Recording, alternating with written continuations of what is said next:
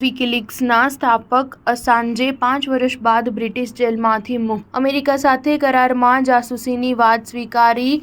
Iraq યુદ્ધની માહિતી leak કરી હતી. અમેરિકાની જાસૂસીના આરોપમાં જેલમાં બંધ વિકીલીક્સના સ્થાપક જુલિયન અસાંજે 5 વર્ષ બાદ મંગળવારે લંડન જેલમાંથી મુક્ત થયા હતા. તેણે યુએસ સરકાર સાથેના કરારના ભાગરૂપે જાસૂસીની સ્વીકારી છે.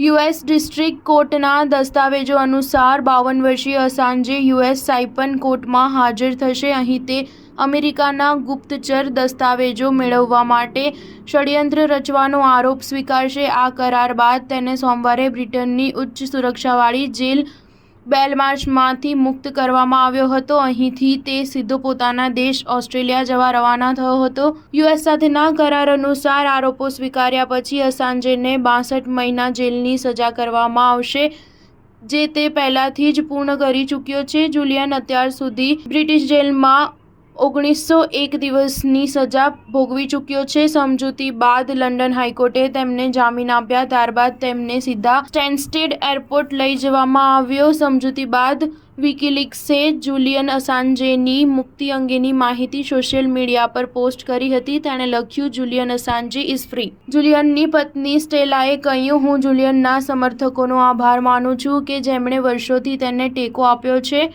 શબ્દો વ્યક્ત કરી શકાતા નથી કે અમે તેમના માટે કેટલા આભારી છીએ.